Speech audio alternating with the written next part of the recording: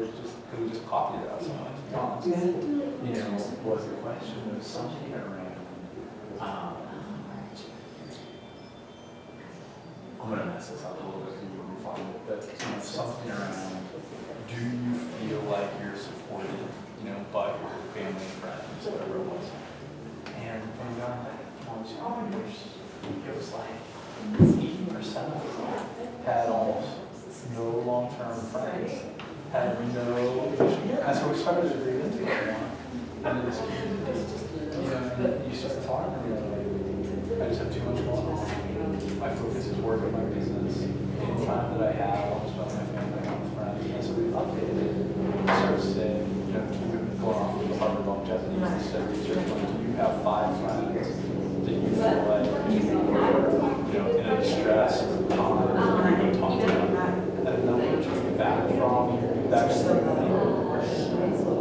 almost none of them. So anyway, so going back to like these general people preparedness, you know, we started going, well, okay, let's go back to that Harvard longevity research and go, you know, what do you see? And again, it's not flourishing, not performance, it's a little bit different. But what was the number one factor that they found? Do you have deep relationships with other people?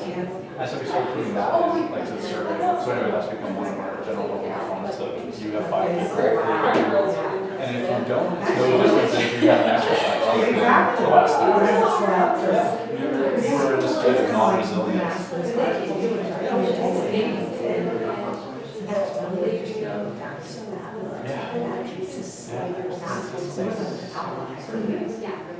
But another one was kind of fell across it, and then I was just told them, oh, let's go look more at the Harvard longevity stuff. Oh, no. That's interesting. So we're in the morning, so it's totally fine. I mean, I think, yes, because they're in that, they're literally begging everything, you know what I mean, on what they're doing, their houses, mortgages, you know, all of those things. So I think they're probably in a more of this time zone right here, maybe it's not. I think it's different. And like, we'll see with like this Cleveland Indians baseball, because we have that question in there, whether those guys are the same of, hey, I'm in the season and I don't care about, or if they go, you know what are you talking about? I've got 30 guys all around me that are all my best friends. You know, so this totally, yeah.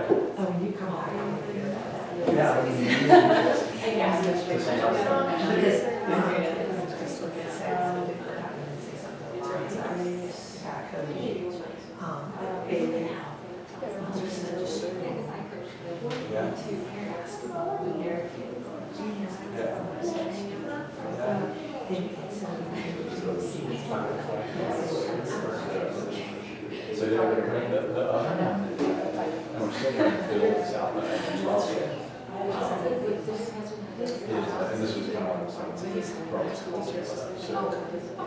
So his background, and he's a little bit like kind of Indiana Jones of evolutionary biology and technology. So it's just like you know, lives with the apes and then comes back to Stanford and you know, all that. But he's who one of the zebras in ulcers behave. You know, so his whole thing is very similar around.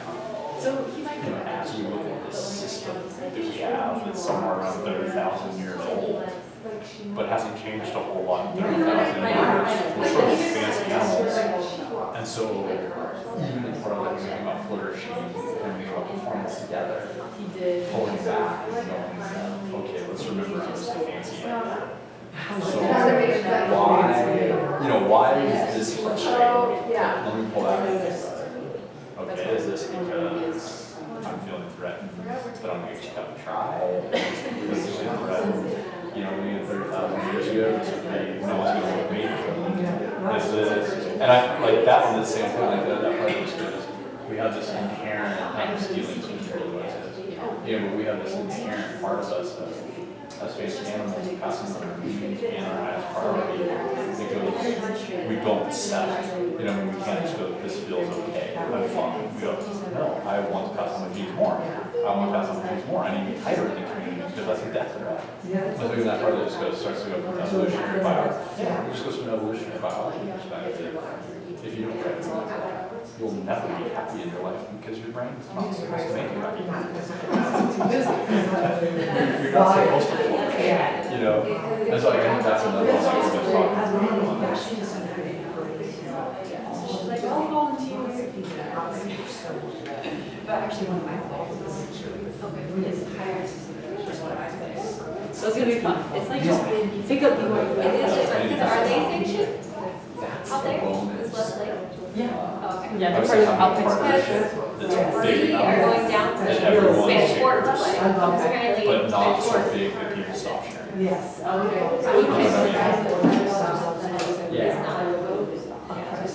Because I love that. I mean, that's Yeah, we travel and pass. 8 of us that are more or less, you know, For the summer. I don't understand the politics to it. It is what it is. It is what it is. 3 to 4 articles a day. You know what I mean? If someone's pulled this from this. Hey, welcome everybody. I'm gonna go ahead and get started. They said to turn off some of the lights. Yes.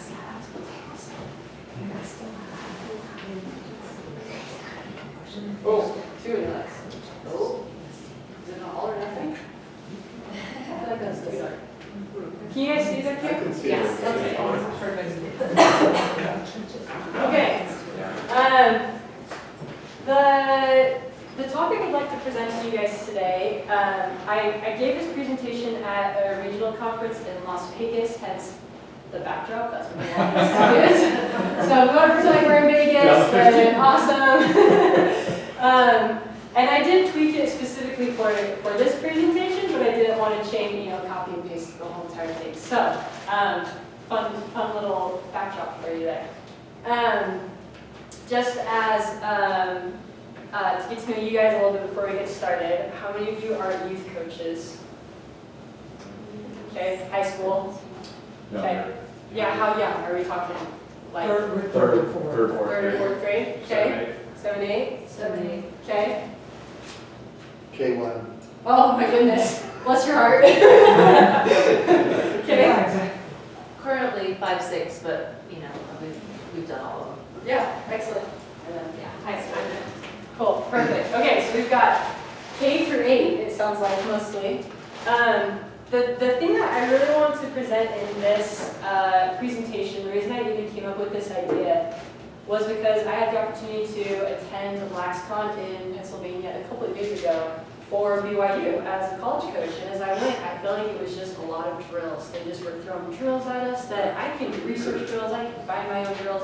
What I wanted to know was how to change drills to what I needed for my team, or how to specifically tweak skills for what I needed as opposed to just having a drill thrown at me with X's and O's. So that's kind of where I'm going in this presentation. Hopefully it's beneficial for any level. Hopefully you can find something helpful out of it. As a quick introduction, this is a little picture of my family. My husband Stosh is a physical therapist and a high school teacher. And I have 2 kids. This is Kate, he's 3, and Leah is 1. So our house is just messy all the time. It's really, really fun. We love it.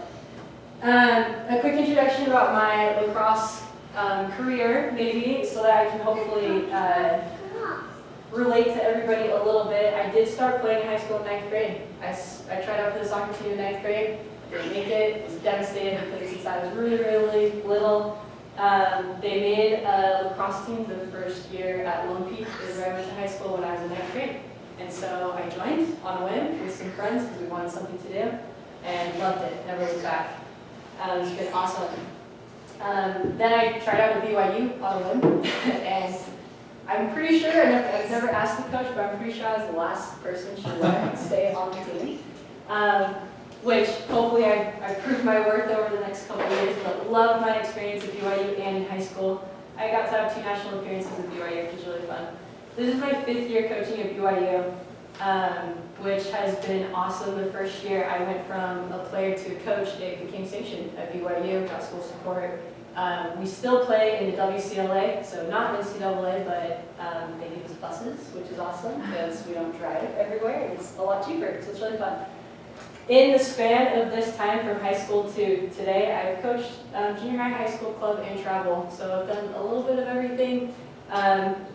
I have done a little bit of youth just in clinics and things, but I don't have a ton of experience with the little ones. That's why I say bless your heart, because I have a hard time with my players when they can't catch and pass, let alone, kindergartners that are playing chase ball. And then before I get to this part right here, my last disclaimer is I public speak to my girls every day, right? But the difference is that I tell them to stand in the back of the group when I feel like they're falling asleep or something. So public speaking I would not say is my strongest point as a coach, but I might be referencing some notes so that I don't forget anything. If you have anything you'd like to ask questions about or add, please feel free to raise your hand and we can make this a discussion for sure. This is, there are two things to progress in a practice plan. You can progress a skill and you can progress a drill, or you could do both. The reason I think that this is really important is when you're teaching a team a new skill or a new drill, I find it very beneficial to start with the absolute bare bones of the skill or the drill. Sometimes we hear something like this fancy new drill that's got all these things happening, and as a coach we have a hard time understanding it, let alone our players. So the thing I want to present though is sometimes we go down to the basics of maybe movement or equipment or whatever, and what I'm proposing is that we go down to the basics of like the footwork of a drill or a skill, and teach these players how to do those things before even jumping up to using sticks.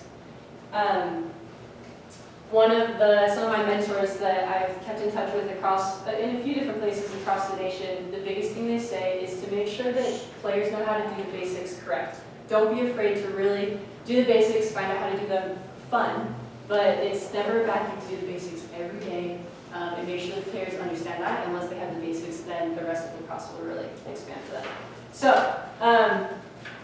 skill. You could start a practice plan and do the whole entire practice plan based on one skill. And I have a video that will show you one of our progressive practice plans and how we do that. This is a great way to first introduce a skill. If your players don't know how to catch and pass, go to the very, very basics of it. Even shooting, even slides, when you start talking about that with your players, or one-on-one defense, or anything. When you're first introducing it, try and use as much of the whole practice as you can. Break it down to the most fine points, including footwork, which I feel like is very much overlooked, and little kids can understand that, I think, as much as older kids. A drill can also be progressed, so this could be part of practice or a whole practice, but when you pick a new drill,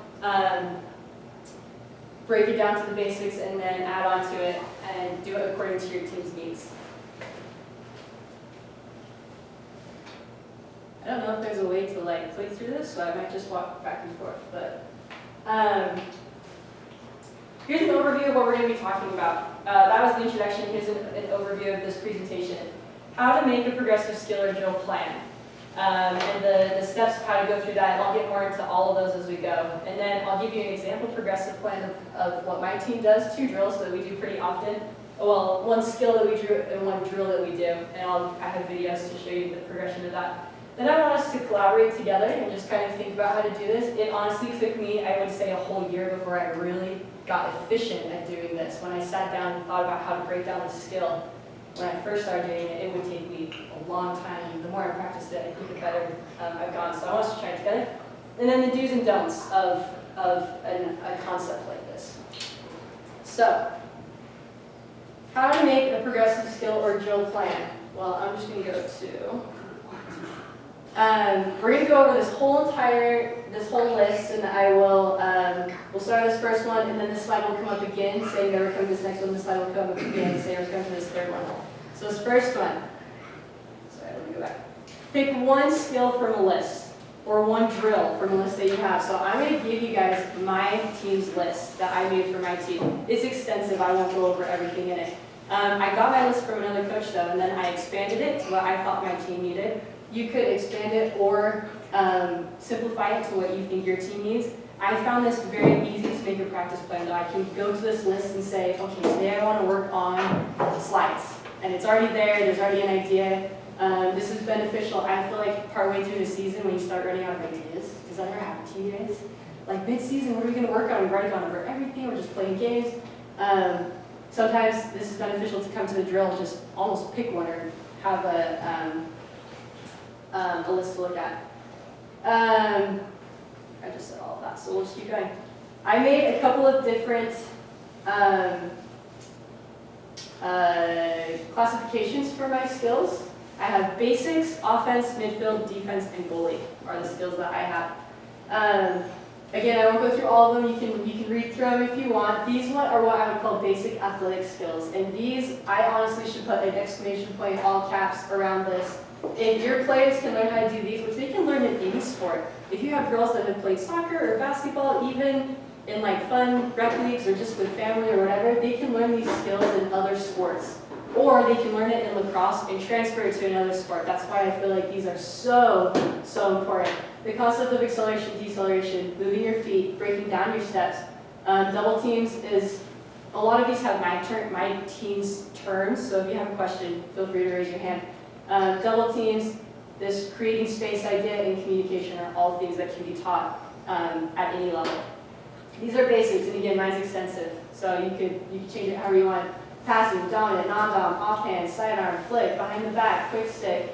My team would even add to this and around the world, which is going the opposite direction around your back. Then we have catching, and I even split up, notice I split up passing and catching. I made them two different skills. A lot of people pair them, and I don't, because I feel like I have a lot of players that are really good at passing and are terrible at catching. So I split them up so we can really focus on the catching aspect of a drill and not even focus on the passing. So dominant and non-dominant, offhand, quick stick. And then cradling, similar things. Ground balls, I'll give a disclaimer. I added flick to this list for my team specifically. I originally, when I started coaching, I was adamantly opposed to flicking the ball. I hated it. And then I had a couple girls come from the East Coast who played field hockey, and they were really good at it.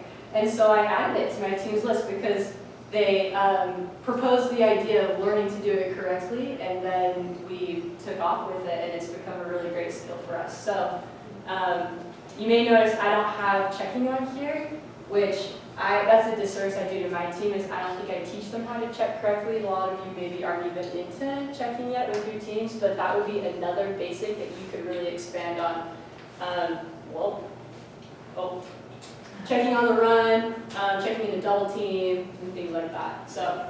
And just confirm when you say flicking, what do you mean? Oh, flicking, so if they're going for a ground ball, instead of running through and just picking it up, they like flick it to the side, out of space, and then run to the ball. Yep.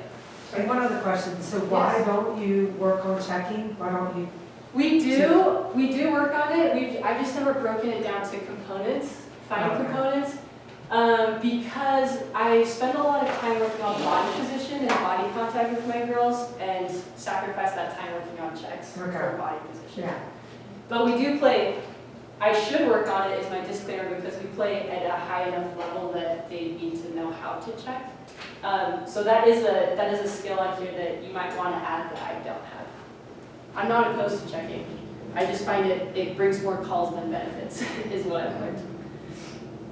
Okay, and then offense. Again, I'll just go through them real fast. If you have questions on any of them, feel free to ask.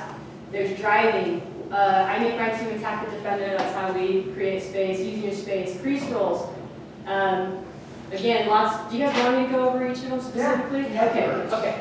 I would love to if you guys want to hear. I don't want to bore you though. Okay. So driving, specifically attacking the defender and then using your space. On crease roll, do you mind if I just check this check? If this was the goal right here, and I'm behind it, so let's turn. Let's say the goal is facing you guys, and I'm on the crease roll. What you could do is just go around the lane on the outside. The second thing you could do is come around and then turn back and take your shot here. The third thing that I like to teach my team is to come all the way around, fake that you're coming back here on a rock back, and then actually finish with the right hand. That's why I give them all three of the names. They all take a lot of footwork to work on, so I've split them up into different skills. And again, you could add to that if you had another one. Cutting, there's the idea of cutting directly to a feeder or cutting towards the goal and receiving the pass in the middle. A jump cut would be when